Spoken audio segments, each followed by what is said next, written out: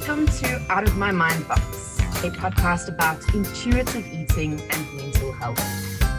Today we are going to be going through the third principle of intuitive eating, which is make peace with food. But before we go on, I'd like to introduce to you our guest for this morning. We've got Xenia, a certified intuitive eating counselor. I forgot all of the other things now. I'm just quickly going to start again. Last time I had it open next to me. You can, if you want, you can just go Xenia Yotis and if you want me to introduce me or whatever you want. Okay, let's do this. I'll do a little bit of cutting and pasting. I've got Xenia. Is Iotis the right pronunciation? Iotis. Yeah, Iotis. Xenia Iotis. Okay. Yeah. Cool. So I've got Xenia Iotis with me here today, a certified intuitive eating counselor, amongst other things. Xenia, would you like to just introduce yourself a little bit? Hi, Anka. Thanks for having me again.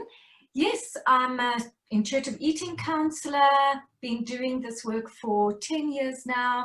I'm also a certified mindful eating coach and life coach. Great stuff. So as we go through our principle today, you're going to give us useful input from your side and professional experience in the field. And I'll be sharing a bit more from my personal experiences with implementing this in my life. I'm sure you've got a bit of that as well. So let's maybe first just kind of define what making peace with food is all about. And from my side, I've once again, I'm leaning heavily on Evelyn Tribol's general way of seeing things. And it's all about making peace with food. In other words, no more war. So it's calling a truce and stopping the fight against food and giving yourself unconditional permission to eat.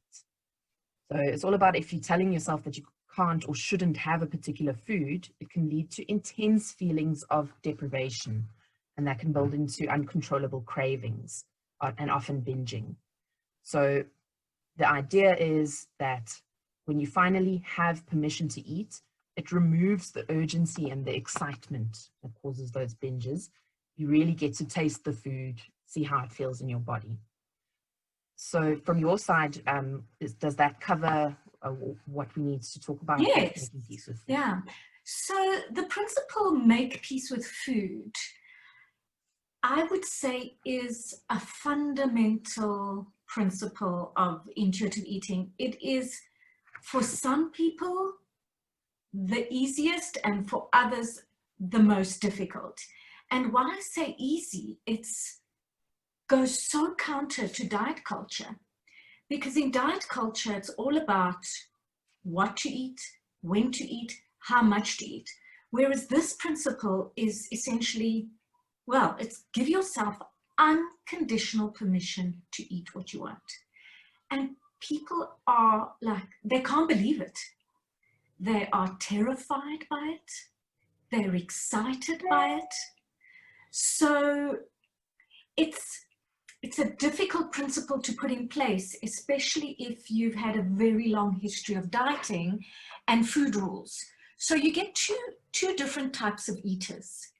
You get restrictive eaters and permissive eaters. Now, all of us with a history of dieting and restriction can be both, but one of them is our default. So what I've noticed is that people who are restrictive eaters and very rule-based tend to struggle with this principle.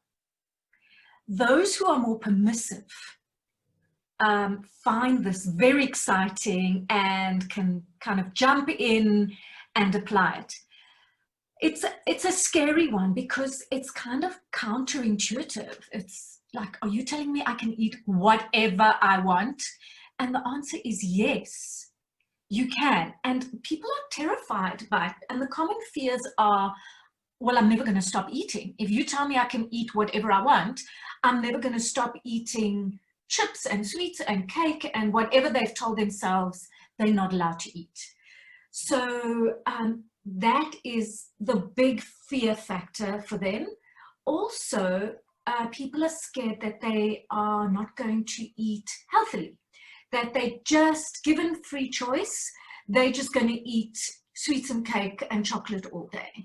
So there are some fears that people have to get over when applying this principle.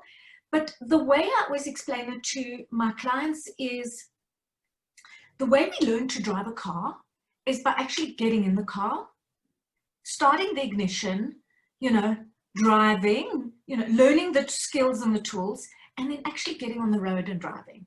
And it's the same thing with this principle. So if you've got to go at your own pace with this, if it kind of scares you, you can take it slowly by looking at the foods that you have forbidden and not allowed yourself to eat and work with each one. Or you can just dive in, make a splash, and just try it.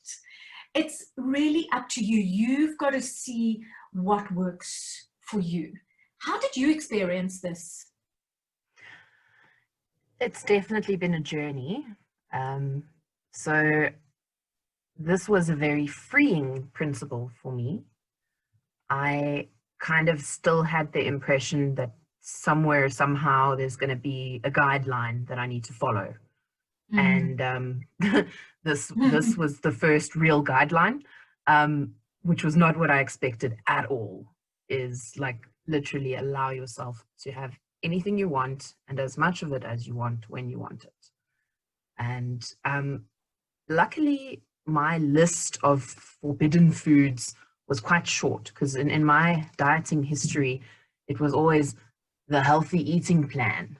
It was never a real diet per se. Okay, there were a couple. We dabbled in the Atkins diet. But besides that, it was mostly just healthy eating plans, usually led by a dietitian of some sort. And when I say we, I talk about me and my mom, because it was kind of like a together journey. Right. Back in the dieting days. And even now, as we delve into intuitive eating, I wound up choosing a few key foods that were like, I'd call them panic items for me, where if they were in the house, it felt like I needed to finish them, regardless of how much there was. Yes. So the first thing that I latched onto was you buy more than enough of the thing that you're trying to get over. Right. And that was very scary for me, because I just also saw that I was going to reach the end of what I'd usually eat, and then there'd be more, and I would just want to eat the rest of it. And dead honestly, that did happen sometimes. It took me probably 5 times of wiping out the food and running out of stock, basically, before I eventually had an experience where I'd have as much of it as I wanted and then leave the rest and actually forget it was there, and start being able to have the freedom to have nice foods in my house at any given time, and not have it be a only on special occasions thing, or only on, I never had cheat days, but I did call them treat days. So I now can have a treat day any day of the week. Right. Yes. Really, really magical. And I had to, so my food, the first one that I did it with was Nutella. Ah. Yeah. Because I would just eat that by the spoonful out of the jar. So I still do that sometimes, but only when I want to. And the most recent food that I've been playing with is fudge. Now, it's quite an expensive one if you don't make it yourself. So it led me to learn how to make it as well. And yeah, just getting used to it and taking the magic out of it was, in a way, it's sad, because it makes the food not so magical anymore. Yes, there's no charger. Yeah, but you know what? There's always going to be fun foods. There's always going to be Smarties. You know what I mean? And they don't lose their magicalness just because you have them around all the time. And you can still enjoy that pleasure when you want to. But if you can just have the freedom of not being held hostage by the food sitting in the pantry, then that's how I experienced it. Right, interesting. Well, you see, the thing with diets, rules, restriction, willpower, eventually you know, that desire for control leads to overeating, binge eating, feelings of guilt and shame, which then cause more eating. So giving yourself unconditional permission to eat what you want takes all that away. Mm. They call it And the paradox principle. yes, Because it's the when you paradox. finally have the permission, then it takes Yes, away the need. exactly. It's the paradox of permission. So when we look at give yourself unconditional permission to eat what you want, make peace with food, you've got to look at the deprivation factor. So people who've had a long history of dieting have experienced diet trauma. And it's physical and psychological. And we mustn't underestimate the effects of psychological deprivation. That forbidden food thing creates preoccupation with food, obsession with food. It makes us just think about these foods all the time. And it's not, a lot of people think, oh, it's just me, I don't have willpower, or my willpower is weak. You know, it's a natural human reaction to deprivation. I'd actually like to share, they say that biological factors like increased hunger hormones and psychological changes cause us to think more about food. And these processes ensure that our bodies get the energy we need. There was a study done during World War II, I'm sure you've heard of it, the starvation experiment, where a group of conscientious objectors agreed to participate in this study conducted by a researcher, Ansel Keys. And this group of healthy men with no history of dieting were subjected to a period where their calorie intake was cut to half of their usual intake. After 6 months and significant weight loss, their usual diets were resumed. And the results were staggering. So even after they had gained back all the lost weight, they were obsessed with food and reported dreaming about it, craving foods, and even reading cookbooks. And remember, this is in the 40s, and these were men. These effects persisted long after the study had ended. So it really just proved that it's not just you. You know, this is a human biological thing, that a rule that we need to kind of accept as truth. Yeah. So if you look at unconditional permission to eat what you want, it's almost like a form of exposure therapy. It's exposing you to your forbidden foods, and by eating them and repeatedly eating them and knowing that you can have them again, that novelty wears off. Because what happens when they are forbidden, it's you judge yourself so much for eating the food that you succumb to ordering the pizza or the cake, and you think, oh, well, this is the last time. And so then you eat all of it because, of course, you're never going to eat it again. Whereas by knowing that you can always have this food again, and the permission is there, you know, that avoids that kind of what Evelyn and Elise call the Last Supper mentality, where, you know, this is the last time, so let's just get it all in. You know you can have it, so you have half the pizza and you keep the rest for the next day. Or you eat half the cake because you know that anytime you want cake again, you can go and order it. I had a client who was absolutely obsessed with Magnum ice cream. And she refused to keep Magnum in the house. And so we were working together, and she would always, you know, when she had the craving for Magnum, she would stop at the shop or the garage if it was late at night, and she would buy them and eat them quickly in the car on the way home. So after working together, I suggested she buys a box or two, like more than she could possibly have. And she had them because she knew she could have them. She had them in her freezer for a while. She was very restrictive, so it was very difficult for her to actually have one. Eventually, she started having them. So she would have them 1 or 2 at a time, but because she knew they were there, these 2 boxes actually lasted 2 months. Yeah. Then another example of a client is, this was also a client with a lot of restriction and a lot of pressure on her to lose weight. And she came to me and I said to her, look, you know, you've got permission to eat what you want. She said, can I eat cake? So I said, yes, of course you can eat cake. So she would go to, well, South Africans would know this, the mug and bean. And you know how large those slices of cake are. Yes. So she would go and she would order 2 slices of cake every day.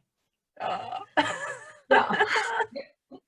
Eventually, like, and she would say, but you said I could. And eventually, about after a month, she said to me, she came back and she said, Zen, I can't eat cake anymore. So I said, well, don't. She said, I actually really want to eat some vegetables. I said, well, you can eat whatever you want. If you want to eat vegetables, you can.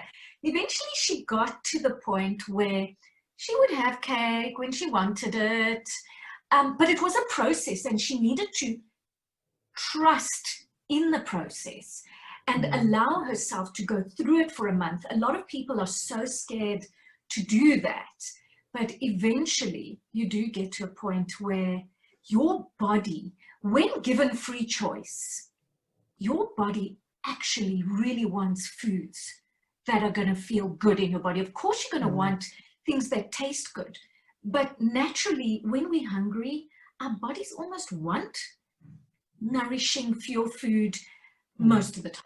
And some of the time, of course, yeah, we always want something sweet after a meal or something fun to eat, but don't underestimate what your body wants and needs.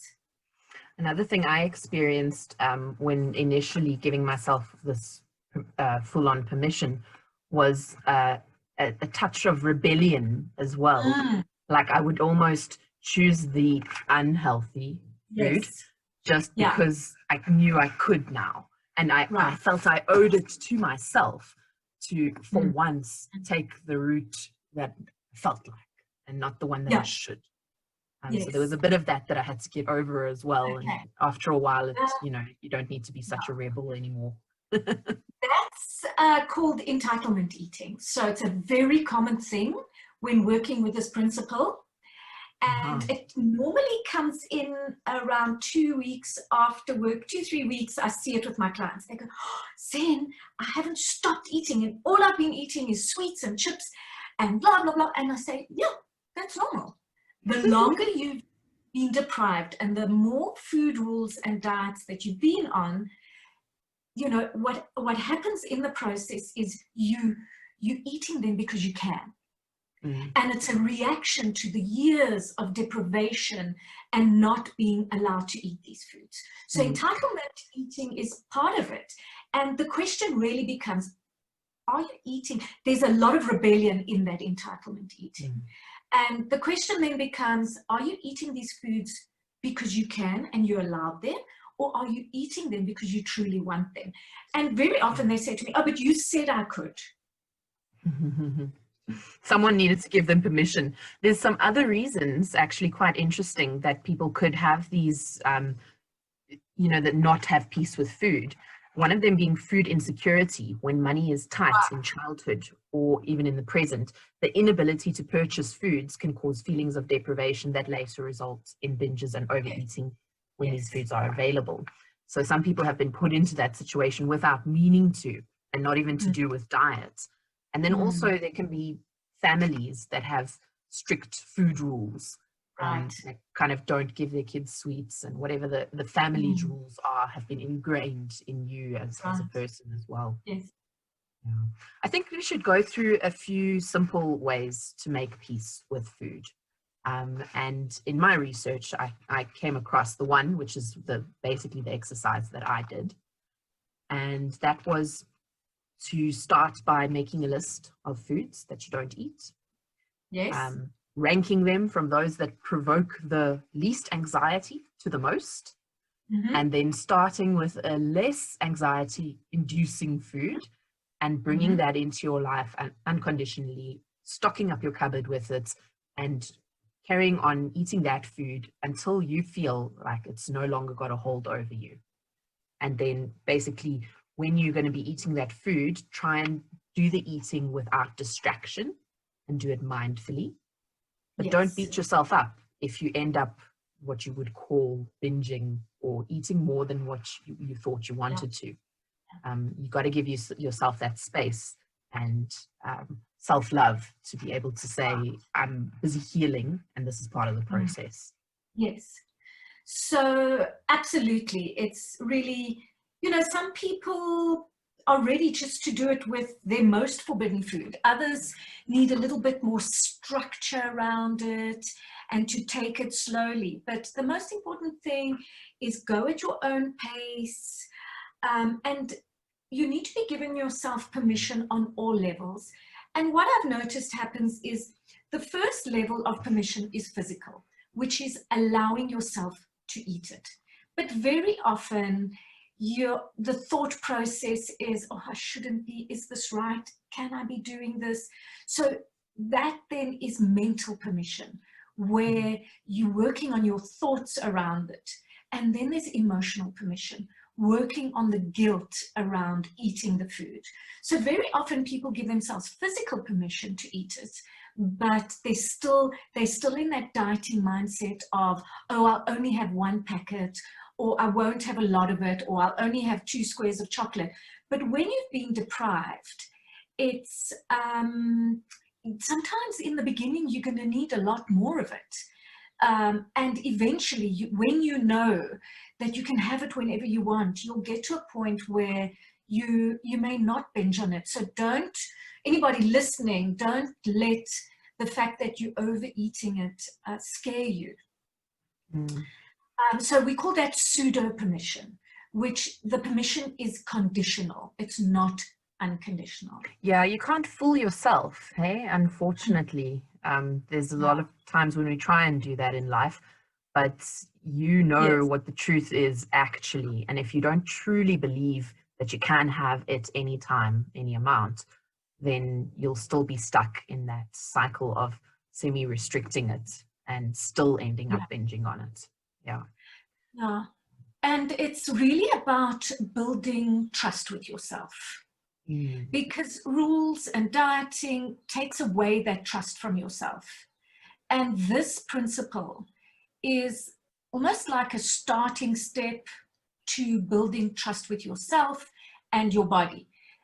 One of the things that makes this difficult, well, there are a couple of things that make making peace with food difficult. And that is if, as you said, if you're eating with distractions, if there's chaotic eating, like eating on the go, if you introduce a lot of new foods and forbidden foods at once, that might get in your way. Also, the biggest one that I find is fear of weight gain. I was just going to ask about that because I see it mentioned nowhere in the various people that have written articles on this, making peace with food. But at the same time, you need to make peace with your body, because your body will possibly change based on what food you're giving it, and that is part of the process. And you need to accept whether you're going to, whatever size you're going to be at the end of it, that you'll be okay. Everything's okay. It's not the end of the world, and that it's worth it for the growth that you're getting ultimately at the end of the day, and your relationship with food improving. Absolutely. I've seen it with clients who are very, very focused or really have a strong desire for weight loss, struggle with this principle and struggle with making peace with food, because every time they're eating a forbidden food, they're terrified that eating this is going to lead to weight gain. And actually, in my experience, I haven't had many clients gain really a lot of weight through this. In fact, most clients come to me and say, I can't believe I'm eating what I want and I haven't gained weight. And the joy and freedom they feel, the sense of empowerment they feel from just having choice. The whole thing boils down to choice, and they realize that they can stop eating. I actually ended up putting in a lot of the forbidden foods very quickly in the beginning. And so I had a period where I had a lot of weight gain, and it got quite uncomfortable at one stage. But I stuck to my guns, and without attempting to, the weight stabilized a bit again and pulled back a bit. So I'm very glad that happened without me trying. But also, if it hadn't, then I would have just need to make peace with the new size that I'm at. Yes. With the clothes that I need and get comfortable. And that's a whole other skill set, making peace with the body you're at if you do happen to gain weight in this process. And that requires trust and patience and continuing on this path. And clients I've worked with that have managed to do that, where their focus really is on healing their relationship with food, really get the benefit of this. Yeah, I even had like plantar fasciitis, where the bottom of my feet became quite sore. And then I Googled, and the first thing it said was lose weight. And that is just the across the board advice that you're going to get for a lot of body niggles is lose weight, when actually there are many management methods. You can roll a bottle of ice water under your feet and that sorts it out. You know, stand up on the steps and lift up and down. So, you know, you've got to look for other ways of managing what people usually see as weight related ailments, because it's not fair to just say you have to lose weight when that is actually not possible to do in any healthy way. Right. And that is something that as intuitive eating counselors is something we come up against a lot. A doctor will tell a client that they need to lose weight or else. Yeah. But, and that's not useful, because we know that dieting ultimately leads to weight gain. So what I always say to clients is, right, let's focus on well-being versus weight loss. You can still focus on taking actions that will improve your well-being, like drinking water, including veggies into your forbidden foods, you know, bringing in water, fiber, vegetables, moving your body. So there are other behaviors that you can do that will improve your well-being without focusing on weight loss. Yeah, but that is probably the biggest challenge to making peace with food and giving yourself unconditional permission to eat what you want. I think, and what people might be thinking is it really that simple? And yes, it is that simple, but not that easy. So it's emotionally, it can take time and it can require support. You might find benefit from working with a mindful eating coach or a registered dietitian. And there's no set time about how long it's going to take to work through each food. It's highly individualized. So you can't put a number on it, and you've got to go by intuition on this one. And unfortunately, you can't skip this step and still learn to be an intuitive eater. This is fundamental in yes, absolutely. Yeah. And the one thing I was going to say is that it's not linear. You know, once you give yourself unconditional permission to eat what you want, something might happen along the way, or you might be triggered. That happened to me on my intuitive eating journey. And then I needed to go back to the drawing board. So in the beginning, it was like, oh, cheese, pasta, I can eat all of this. It was like so exciting to be able to eat toast and peanut butter for breakfast or to have a toasted cheese. And then along the way, I got triggered, and I got triggered by wanting to lose weight. And then I thought, oh no, I'll just reduce a little bit. And that just put me back into that diet mentality, and I needed to go back to the drawing board. And that is also part of the process, that you notice that you've been triggered and you just gently go back and you apply the principle and you start again. Great. So there you have it, guys. You have got full permission to go and eat whatever you want, however much you want, whenever you want, and grow from there. Thank you so much for helping me go through this very involved principle, making peace with food. I'm sure we're going to touch on it again in numerous other episodes when we come back around to the topic. But for now, I hope that has helped everyone get a little bit of a better idea of what the next step is in this process. We will be back in our next episode dealing with principle number 4, which is challenge the food police. So that's a nice fun one, and look forward to seeing you at our next episode. I would just like to give Xenia an opportunity to tell us where you can contact her if you would like to get in touch. Xenia? Thank you, Anka. So if you'd like to get in touch, you can reach me at www.theartofmindfuleating.com, and on there you can just go contact me, and that will take you directly to my email address. My email address is Xen, spelled Xen, at theartofmindfuleating.com. Perfect. And for all our listeners that might start having a few questions and queries based on the episodes that we've put out so far, we welcome your questions and would love to address some of them if we can. So please do email any questions you've got to anka@outofmymindbox.com, and we will hopefully do a Q&A episode coming up sometime soon. Thanks very much.